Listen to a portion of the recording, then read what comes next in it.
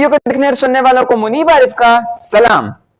उम्मीद है आप सब खैरियत से होंगे। आज हम भी खैरियत से हैं क्योंकि पाकिस्तान क्वालिफाई कर चुका है सुपर 4 में, पाकिस्तान मैच भी जीत चुका है। इसी पर बात करेंगे मेरे दोस्त हसनात अख्तर से। तो हसनात, हाउ आर यू? अस्सलाम वालेकुम everyone, you are watching cricket pulse. I am absolutely fine. और जैसा कि आपको पता है कि पाकिस्तान ने यूएई को आखिरकार हरा ही दिया। थोड़े से अप्स एंड डाउन्स होते रहे मैच में, बट मेनली जो डिसअपॉइंटमेंट रही हमें विद द बैट ही रही। तो आगे कंटिन्यू करेंगे मुनीब, तो फिर बात होती रहेगी इंशाल्लाह। बिल्कुल ऐसा ही है। देखिए, विद द बैट तो हम लोग बहुत स्ट्रगल कर रहे हैं हसनात। आगे बहुत बड़ा मैच आ रहा है और अब तो बहुत बड़ा मैच बन चुका है। वो पर क्या बात करोगे? बैटिंग को तो आपको इम्प्रूव करना पड़ेगा। मेरे सामने इस वक्त पाकिस्तान का स्कोर कार्ड है, तो ये है कि बैटिंग तो स्पेशली साइम अयूब, आज उनका तीसरी 0 थी और मैं उस पर तो बात करना चाहूँगा। तो एक दफा स्कोर कार्ड पढ़कर सुना दूं मैं? नहीं, मेरे सामने है। साइम अयूब पे तो स्पेसिफिकली एक अलग से टॉपिक पे वीडियो होनी चाहिए, क्योंकि बहुत ज़्यादा डिसअपॉइंटमेंट हो गई ना। क्योंकि वो विद द बॉल तो अच्छा कर रहे हैं, बॉलिंग तो वो अच्छी करा रहे हैं जेन्युइनली। आज भी उन्होंने अच्छी कराई, एक बड़ी विकेट भी उन्होंने हासिल की, लेकिन विद द बैट उनकी बहुत ज़्यादा डिप हुई है ये फॉर्म। और जब आपका ओपनिंग कॉम्बो ही नहीं सही होता, जब आपका ओपनिंग कॉम्बो रन नहीं कर रहा होता, तो उस पर नीचे से बहुत ज़्यादा फिर प्रेशर आ जाता है। आज भी शाहीन अफरीदी अगर 29 रन जो उन्होंने 14 बॉलों पर किए वो ना करते, तो यू नेवर नो, मैच किसी भी तरफ जा सकता था। मैच हम शायद हार ही जाते क्योंकि वो स्कोर थोड़ा इजी हो जाता जी। साइम के तीन मैचेस जो एशिया कप के हैं, बड़े मैच, बड़ा tournament, flop, 0-0-0, not even a single run. आज के साइम की बैटिंग पे सिर्फ इतना ही पॉजिटिव था कि पहले वो पहली बॉल पे आउट होते रहे हैं। आज उन्होंने एक बॉल खेली और वो दूसरी पे आउट हो गए। सिर्फ इतना ही साइम ने आज किया, उसके अलावा तो साइम कुछ करते नज़र आ नहीं रहे विद द बैट। अच्छा, वो बॉलिंग करने आ जाता है तो मेरा ख्याल है कि हम उसे जरा बॉलिंग छुड़वाएं, उसको कहें बैटिंग पे फोकस करो भाईजान। अब उससे बॉलिंग करवाना आपकी मजबूरी भी बनी हुई है एक तरीके से, क्योंकि वो विकेट्स ले रहा है। जब एक बॉलर विकेट्स ले रहा होता है और वो इकोनॉमिकल भी, ऐसा नहीं है कि उसको मार पड़ रही है। इंडिया वाले मैच में उसको 30-35 रन पड़े, जो कि पड़ने ही पड़ने थे। क्योंकि मैं तो हमेशा से ये कहता हूँ कि जब कोई बड़ी टीम आएगी तो वो साइम को उस तरह से ट्रीट नहीं करेगी जिस तरह ये टीम में ट्रीट करी है। ऑल्दो वो विकेट्स ले रहे हैं, लेकिन ये है कि वो जब एक बॉलर विकेट ले रहा होता है फिर आप उसको बॉलिंग करवाते हैं। तो वही हुआ कि आज साइम ने बॉलिंग कराई। एक बहुत अच्छी चीज़ आज एक हुई, अच्छी चीज़ कहो या जो भी कहो, कि आज फ़हीम अशरफ फाइनली नहीं खेले। उनकी जगह खुशदिल शाह है जो इतना कुछ खास कर नहीं सके। 6 बॉल पे 4 रन बनाए उन्होंने, तो ये एक चेंज अच्छा हुआ है। And I am happy to see Haris Rauf today. अगर ये काम ये पहले कर लेते तो शायद आप पिछला मैच भी जीते होते। अच्छा, यहाँ मेरा एक सवाल आता है कि खुशदिल की जगह अगर हम एक प्रॉपर बैट्समैन और जो थोड़ा मीडियम बॉलिंग भी कर लेता, लाइक हुसैन तलत, तो क्या सही ना होता? क्योंकि खुशदिल आपके पास स्पिनर है, तो आपने तो अपनी बॉलिंग बेहतर करनी थी, आपने फिर वही काम कर दिया। खुशदिल शाह भी एक प्रॉपर बैट्समैन है, ऐसा नहीं है। हुसैन तलत तो बॉलिंग जो, बट सर स्पिनर है ना। देखें, वो बॉलिंग नहीं करवाएंगे खुशदिल शाह से जिस तरह उन्होंने आज नहीं करवाई। एक ओवर आगा करने के लिए आ गए, मुझे तो समझ नहीं है वो क्यों ओवर करने आए। और वो स्टेज पे आए जब मैच अभी ख़त्म नहीं हुआ था, जैसे ही आउट किया उन्होंने आसिफ को, अगले ओवर में आगे बैटिंग करने, जिसमें छक्का भी पड़ गया उनको। खैर, आपने बात की खुशदिल और हुसैन तलत के हवाले से। देखें, हुसैन तलत को तो देखें, वो तो प्रैक्टिस में भी नहीं है बिल्कुल भी। खुशदिल शाह भी इतनी को प्रैक्टिस में नहीं है, बट खुशदिल शाह ज़्यादा T20 मैचेस खेला हुआ है पाकिस्तान से। तो हुसैन तलत तो बॉलिंग उसकी बहुत ज़्यादा माठी है। अगर आप बॉलिंग देखें तो वो भी फ़हीम की तरह ही बॉलिंग करता है, आखिर में आ जाता कराने। Khushdil Shah is not a bowler, वो सिर्फ एक बैट्समैन है। तो वो किया हमने वही कि हम एक बॉलर शॉर्ट ही चल रहे हैं अभी भी। वो जो एक बॉलर की जो जगह हम फिल कर रहे हैं वो साइम से करवाने की अभी भी कोशिश कर रहे हैं। तो ये तो हम पहले से एक बॉलर शॉर्ट चल रहे हैं। बस इसमें फ़र्क ये पड़ा है कि फ़हीम एक आधा ओवर कर लेता था मैच डेड होने के बाद, खुशदिल नहीं करेगा। खुशदिल सिर्फ एज अ बैट्समैन ही खेल रहा है। बट आप इतनी देर बाद अगर उसको खिलाएंगे तो आज मुझे यकीन था कि आज खुशदिल शाह कुछ खास नहीं करेंगे। अच्छा, आज हमने किया सुफियान को बाहर किया और हारिस रऊफ को अंदर किया। हम इससे पहले अबरार और सुफियान दोनों को खिला रहे थे, तो क्या सुफियान का बाहर होना ठीक था कि अबरार को करना चाहिए था?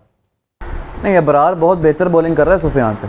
Sorry to say, Sufiyan is a good bowler as well, but Abrar ने आज भी कितनी स्मार्ट बॉलिंग की कि 2 बड़ी विकेटें थी यूएई की टीम की, जो था मोहम्मद वसीम उनके कैप्टन और नीचे से आसिफ खान।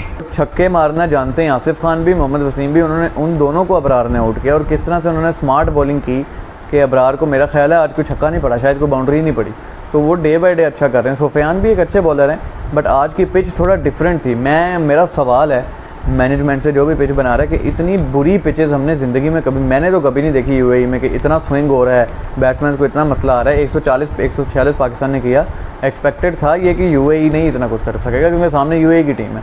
पाकिस्तान ने बैटिंग बहुत बुरी की, but on the other hand pitch भी बहुत गंदी बनाई जा रही है इस पूरे टूर्नामेंट में। और आउटफील्ड के तो मैं सदके जाऊँ कि बॉल जा रहा होता है, जो तेज़ शॉट मारा है गोली की स्पीड से जो बॉल जाना चाहिए वो सुस्ती से बॉल जा रहा है बिल्कुल आगे। तो जो कंडीशंस है, प्लेइंग कंडीशंस, वो बहुत ही बुरी हैं इस दफ़ा और मैं बड़ा डिसअपॉइंट हुआ हूँ क्योंकि दुबई में कभी इस तरह की पिचें नहीं देखी हमने। ये ऐसा लग रहा है जैसे शारजा में खेल रहे हैं। तो फिर इसी वजह से हमारी बैटिंग भी एक्सपोज हो रही है कि हमारी बैटिंग वैसे ही फारेग है। देखें बैटिंग, देखो पिच का तो एक अमल दखल होता है, but what ever the pitch is, आप यूएई के अगेंस्ट खेल रहे हैं तो आपका स्कोर 160-170 होना चाहिए। एक मुश्किल पिच के ऊपर जब आप एक एसोसिएट नेशन को खेल रहे होते हैं तो 160-170 स्कोर आपको लगता है यार बहुत अच्छा स्कोर बन गया। जैसे हमने ओमान के ख़िलाफ़ स्कोर बनाया था, वो स्कोर ठीक था, 10 रन कम थे बेशक, 10-15 रन, लेकिन वो स्कोर ठीक था। ये तो बहुत थोड़ा स्कोर आज उन्होंने बनाया, 146 स्कोर। कोई बड़ी टीम होती वो आराम से सेंसिबली खेल के ये चेज़ कर जाती। यूएई पे बहुत सेंसिबली खेल रहा था, 3 आउट होने के बाद बहुत अच्छे सिंगल्स कर रहे थे, बट उनके पास ज़ाहिर है वो बैटर्स नहीं थे जो आगे बड़े रन रेट को कन्वर्ट कर सकें। मीनवेल यहाँ इंडिया होती या ऑस्ट्रेलिया वगैरह होती तो उनके नीचे से तो तबाही बैट्समैन हैं, वो तो फिर चेज़ कर देते हैं एंड पे। बट बैटिंग की जहाँ तक बात है, बैटिंग तो शुरू से ही हमारी बुरी चल रही है। वेस्ट इंडीज़ टूर देख लें, कुछ खास नहीं किया, मतलब बेहतर किया। ट्रायल सीरीज़ में देख लें, वहाँ पे भी बैटिंग एक्सपोज होती जा रही है, और यहाँ एशिया कप में भी पूरा एशिया कप अभी तक बैटिंग अच्छी नहीं हुई। मुझे एक चीज़ का गिला है सलमान आगा से, दुबई में हर बंदा टॉस जीत के बॉलिंग करता है। जिस दिन ज़्यादा ड्यू आई ना, उस दिन आपको पता लगेगा कि आप कितने गलत फैसला कर रहे हैं। आज यूएई टॉस जीता, यूएई आज टॉस जीता, बट सलमान आगा आके माइक में बोलते हैं कि जी मैंने तो बैटिंग ही करनी थी पहले। तो अगर आप इस तरह के डिसीजंस लेते रहेंगे आगे जाके हर्ट करेगा आपको। गनीमत है आपके लिए कि आप सुपर 4 में पहुंच गए। You need to finish it as a runner up और एज अ विनर। आपको तो ये टूर्नामेंट जीतना चाहिए, बट अगर रनर अप की सर एक मिनट रनर अप की अब गुंजाइश नहीं है, अब सिर्फ ट्रॉफी की गुंजाइश है। ऑब्वियसली ट्रॉफी की गुंजाइश है, बट मैं कह रहा हूँ कि फाइनल तक जाना तो फ़र्ज़ है इस टीम के ऊपर। अगर आप फाइनल से पहले बाहर होते हो, I will not accept this at all from Pakistan. बिल्कुल ऐसा ही है सर। अब सुपर 4 अगला मैच इंडिया के साथ, बहुत बड़ा मैच, हाइप एक अलग होती है उसकी, अब अलग क्रिएट हो गई है। तो क्या कहोगे कि बैटिंग तो फिर हमारी एक्सपोज हो जाएगी? देखिए मैं एक ही चीज़ चाहता हूँ आगा सलमान से हाथ जोड़ के कि भाई साहब आप टॉस जीतो अगर ना, कि एक तो पाकिस्तान टॉस बहुत कम जीतता है बड़े मैचेस में, और जब आप जीत जाते हो तो आप ब्लंडर्स मारते हो। ठीक है, आपको चाहिए कि आप टॉस जीत के बॉलिंग करें। वो हालात नहीं है आपके बैटिंग के कि आप बैटिंग करने आएँ और 180-90 करें और आप अपने बॉलर्स को कहीं डिफेंड कर दो। ना आपके बॉलर्स कुछ जिन है, ना कोई एलियन है कि आप 146 अगर आप अगले मैच में इंडिया के खिलाफ बनाओगे, वट एवर द विकेट है, पिच जैसी मर्जी हो, इंडिया के बैट्समैन के पास इतना स्पार्क है कि आपके बॉलर्स कुछ भी कर लें, स्कोर डिफेंड नहीं हो सकता। उस दिन 127 हुआ, हमने कहा यार फाइट हो सकती है, बट ऑब्वियसली वो फाइट ही हो सकती थी। ठीक है, जीत उसमें भी नहीं सकता था पाकिस्तान। तो आप टॉस जीतें, सीधा सीधा चेज़ पे आएँ। एक तो चेज़ आपने किया ही नहीं हुआ किसी के भी अगेंस्ट। अगर आप चेज़ करते हुए हार गए तो आपने कहना हमने तो चेज़ ही नहीं किया, पता हमें चेज़ का एक्सपीरियंस नहीं था। तो बहानेबाजी चलते रहनी है यहाँ पे। अच्छा असनाद, जरा थोड़ी बात कर लें। मैच आज थोड़ी देर लेट स्टार्ट हुआ, बायकॉट का चल रहा था। मैं आप पिछली वीडियो में बता चुका हूँ कि बायकॉट इज नॉट सोल्यूशन। तो आप क्या सोचते हैं? देखिए मैं समझता हूँ कि पाकिस्तान ने बड़ा अच्छा एक टैक्टिक खेली आईसीसी के साथ, क्योंकि रात तक ये चीज़ फाइनलाइज थी कि यार मैच होगा, रेफरी तब्दील हो चुका है। लेकिन आज सुबह जब टीमों ने ग्राउंड में पहुंचना था, मतलब शाम के टाइम पे, तो वही referee Andy Pycroft from Zimbabwe वो ग्राउंड में था, जिसके बाद पीसीबी ने अपने प्लेयर्स को मैसेज दिया कि भाई साहब आप होटल में रुकें, अभी आप नहीं जा सकते ग्राउंड। उसके बाद दोबारा मीटिंग हुई, आईसीसी ने फिर रिजेक्ट कर दिया रेफरी को। तो उसके बाद पाकिस्तान ने माइंड बना लिया था कि ये मैच नहीं खेलेंगे हम, और हम लोग वापस जा रहे हैं। प्लेयर्स को कह भी दिया था कि आप जाएँ अपने रूम्स में जाके आराम करें। उसके बाद जब ये चीज़ शुरू हुई तो आईसीसी को ऑब्वियसली इतनी आसानी से आप पाकिस्तान को किसी टूर्नामेंट से बाहर नहीं कर सकते। पाकिस्तान के बाहर होने का $30 मिलियन का लॉस होना था सोनी नेटवर्क को, जो ब्रॉडकास्टर है, तो वो इतनी बड़ी हिट कभी बर्दाश्त ही नहीं कर सकते। तो जब ये फैसला हुआ पाकिस्तान का कि पाकिस्तान बाइकआउट ही करने जा रहा है, तब अर्जेंटली एक और मीटिंग बुलाई गई और पाकिस्तान के लिए मतलब उन्होंने एक घंटा मैच को आगे कर दिया। उस मीटिंग में ये डिसाइड हुआ कि एंडी पाइक्रॉफ्ट, एक तो उन्होंने माफ़ी मांग ली है पहली बात कि पाकिस्तान कप्तान से और पाकिस्तान कोच से कि जो उन्होंने हरकत की उसकी वो मजम्मत कर चुके हैं, और जो ऑब्वियसली अगर कोई माफ़ी मांग ले देन इट्स ओके। बट उसके बाद अब ख़बरें यही आई हैं कि ये आज के मैच के रेफरी यही थे और अगले मैचेस में रेफरी चेंज हो जाएंगे। रही बात कि ये हमने काम सही किया या नहीं, मेरे ख्याल से बहुत अच्छा काम किया मोहसिन नकवी ने। एक मैसेज ज़रूर गया होगा आईसीसी को कि पाकिस्तान हर दफ़ा आपके आगे नहीं झुकेगा।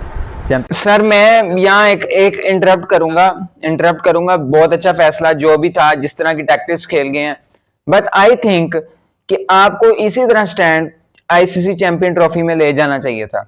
देखें, एक से है कि देर आए दुरुस्त है, उस वक्त नहीं किया। ऑब्वियसली वो आईसीसी का टूर्नामेंट था, उसमें और भी बहुत सी टीमें थी, थोड़ा सा दब गए होंगे मोहसिन नकवी वहाँ। एक ये भी हो सकता है कि हम उधर सोच रहे हो कि आगे जाके हालात अच्छे बन जाएंगे, बट हालात आपके सामने मई में जो हुआ। देखें, हालात तो कभी भी नहीं अच्छे होंगे, इतना तो मैं बता दूं। बट ये जो पाकिस्तान ने अभी किया कि इन्होंने एक बड़ा अच्छा मैसेज दिया आईसीसी को कि हर दफ़ा नहीं, और अब मेरे ख्याल से फ्यूचर में इसी तरह होगा। अगर इंडिया कोशिश करेगा उंगली करने की या पंगे करने की, तो ज़रूर पाकिस्तान इसी तरह से जवाब देगा। और आई थिंक स्टांस अपना इसी तरह का रखना चाहिए कि भाई साहब हर दफ़ा आप आएंगे, चढ़ाई करेंगे और हम झुक जाएंगे, ऐसी बात नहीं है। कभी कभी आपको भी झुकना पड़ेगा, और घुटनों पे लेके आ गए आज मोहसिन नकवी आईसीसी को भी और बीसीसीआई को भी, क्योंकि बीसीसीआई का बड़ा अमल दखल था सारी चीज़ों में। अच्छा जी, ऐसा है कि पाकिस्तान का मैच पाकिस्तान यूएई से जीत गया और बहुत अच्छा हो गया, जीत गए। अब सुपर 4 के लिए भी उम्मीद है कि पाकिस्तान बहुत अच्छा खेले, हमें ट्रॉफी चाहिए, क्योंकि अब जो हालात बन गए ट्रॉफी के बगैर बात नहीं बननी। तो हसनात, मैं आपको तो पता है बल्कि, लेकिन अपने नाजरीन को बता देता हूँ, अभी तक हमने सिर्फ पाकिस्तान के मैचेस कवर किए हैं, बट इंशाल्लाह सुपर 4 में हमारी कोशिश ये है कि हम सारे सुपर 4 के मैचेस को कवर करेंगे। पाकिस्तान के मैचेस पे प्रीव्यू भी होगा, बट बाकी सब पे रिव्यू होगा। हसनात, कैसा ही हमारा फैसला है? आई थिंक बहुत अच्छा फैसला है, क्योंकि सुपर 4 में तो आपका हर मैच ही बड़ा होगा, और पाकिस्तान के लिए भी, हमारे लिए भी ज़रूरी है कि हम बाकी टीम्स को भी ऑब्जर्व करेंगे कौन क्या कर रहा है। मैं तो कर रहा हूँ ऑब्जर्व, श्रीलंका को भी मैंने देख लिया, मैंने बांग्लादेश को भी देख लिया, अफगानिस्तान को तो मैं देखता ही रहता हूँ। तो it is important for us to cover the super. Second best Asian team, बिल्कुल। कल वो हार गए हैं, लेकिन उनका चांस अभी भी है। बट उस ग्रुप से जो भी टीमें आएंगी वो बड़ा इंपॉर्टेंट होगा हमारा देखना, क्योंकि मैं श्रीलंका की टीम को बड़ा, थोड़ा सा मैं डर तो नहीं रहा, लेकिन एक है कि वो एक मुझे पॉजिटिव टीम लगी, क्योंकि वो टीम जो है वो एशिया कप में वैसे ही एक अलग लेवल पे आई होती है। और अभी भी मेरे ख्याल से श्रीलंका ख़तरा बन सकती है आगे जाके, सिर्फ पाकिस्तान के लिए नहीं, इवन इंडिया के लिए भी, क्योंकि इंडिया 2022 के एशिया कप में जो T20 फॉर्मेट में था वहाँ श्रीलंका से हार के बाहर हुआ, और सिमिलर प्लेयर्स ही हैं, कोई प्लेयर्स चेंज नहीं हुए इस टूर्नामेंट से। खैर, अभी तक के लिए इतना ही। पाकिस्तान मैच जीत गया है, बातें बहुत है करने को, लेकिन अभी छोड़ते हैं, क्यों हसनात? एक चीज़ हमने अभी फिर छोड़ दी है कि आज एक बार फिर इन्होंने बैटिंग ऑर्डर के साथ जो हरकत की। हाँ, पॉइंट, ये मैं बात भूल ही गया था। क्या करते हैं भाईजान, क्या करते हैं? मैंने अच्छी भली पॉइंट लिखा हुआ था यार। देखें, मैं समझ नहीं पा रहा कि पाकिस्तान के जो कैप्टन है और पाकिस्तान की जो मैनेजमेंट है, करना क्या चाह रहे हो आप यार। मोहम्मद हारिस को आपने उनका नंबर फाइनली दे दिया, ठीक है, पहले मैच के अंदर जहां उन्होंने मैच जितवाया यार, वो प्लेयर ऑफ द मैच बन के बाहर निकले। आप दूसरा मैच में वो फेल हुए, आज फिर आपने उनको नीचे फेंक दिए। फ़खर जमान फिर 3 पे आ गया। फ़खर जमान ने, अल्लाह का शुक्र है, आज 50 स्कोर किया है 36 बॉलों पे 138 के स्ट्राइक रेट से। अगर वो 50 ना करते आप तो फंसे हुए थे, क्योंकि ज़्यादती फ़खर के साथ हो रही है। वो 4 पे आते हैं, फिर 3 पे आते हैं, फिर 4 पे आते हैं। मतलब इस तरह से तो कोई भी प्लेयर ने सर्वाइव कर सकता ना। एक प्लेयर को उनका नंबर तो दें। और मुझे नहीं उम्मीद थी आज के आज नंबर चेंज होगा, ऐसी कोई खबरें भी नहीं आई थी। जब एक आउट होता है अचानक से फ़खर आ जाते हैं, मेरा तो भेजा घूम गया 1 मिनट के लिए। मैंने कहा यार, मतलब दिस इज़ नॉट फेयर। और हारिस ने नीचे से आके फिर भी 18 स्कोर बना दिया, और मैं देख रहा था कि वो स्पिनर्स को भी खेलने की कोशिश कर रहा था। 3 चौके उन्होंने मारे। मैं आपको अपना बताता हूँ, मैं तो बड़े मजे से देख रहा था जब फ़खर बैटिंग पे आया ना। वो तो बाद में जब मैंने स्कोर कार्ड खोला, मैं कहा ये क्या हुआ, फ़खर तो पहले ऊपर कैसे आ गया? इधर पता नहीं इनके साथ क्या हिसाब है यार। आप फ़खर का एक तो original number as an opener है, लेकिन अगर आपने उसको 1 नंबर पे एडजस्ट करने हैं तो आप उसको 3 पे खिला रहे हो। 3 पे अब उसने रन कर दिए, 3 पे उसने पहले भी रन कर दिए थे। 70 रन उसने यूएई को ही मारे थे। आपने अचानक से फिर नंबर चेंज किया। अब आप फिर नंबर चेंज, अब पता नहीं संडे को आप ये नंबर रखोगे या फिर नंबर चेंज कर दोगे। तो इनका बैटिंग ऑर्डर मुझे समझ में नहीं आ रहा फिलहाल क्या। बाकी शाहीन अफरीदी भी ऑलराउंडर फॉर्म में आते जा रहे हैं आहिस्ता आहिस्ता। तो साइम अयूब भी अगर कुछ रन कर लें तो बड़ी बात है। वो अपनी बात पूरी कर रहा है Shaheen, I am a premium allrounder. वो कर रहा है, और जहाँ मैटर करता था वहाँ उसने डिलीवर भी किया। क्योंकि आज के मैच में तो पाकिस्तान की हालत बहुत ही ख़राब थी बैटिंग में। 93 रन पे 6 आउट हो गए थे आपके, और 105 रन पे 7 आउट हो गए थे 105-6 रन पे। शाहीन अगर ये 29 रन ना बनाता तो आपका मैच कंफर्म आपने हार जाना था, क्योंकि उसके अलावा आपके तो 110-15 स्कोर होना था। क्योंकि उसने रन बनाए हैं, वो रन ना बनाता तो आपने ऑल आउट हो जाना था वैसे। बिल्कुल ऐसा ही है। फिर आज तक के लिए इतना ही। अपना बहुत सारा ख्याल रखें, मिलते हैं फिर सुपर 4 के मैचेस में। अभी तक के लिए इतना ही। हसनात और मुझे दुआ में याद रखें। फी मान अल्लाह।